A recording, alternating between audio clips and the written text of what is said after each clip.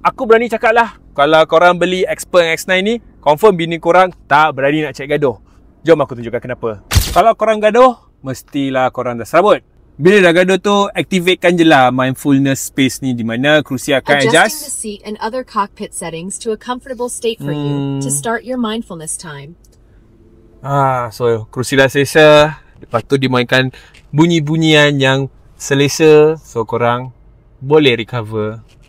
Dengan kapasiti boot sebesar 755 liter, bila kerusi barisan ketiga digunakan dan boleh dia expand melebihi 2500 liter, korang rasa mesti bini korang tak suka bila korang boleh bawa banyak barang keluar daripada rumah. Nak makan? Tak ada hal, sebab kat sini ada meja untuk makanan korang. Dan lagi best, kat bawah ni ada fridge di mana dia akan kekalkan minuman korang sejuk.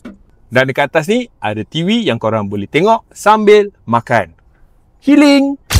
Dan yang paling best, kerusi Zero Gravity ni boleh buatkan korang tidur dengan lena. Nak gaduh 2 minggu? Tak ada hal!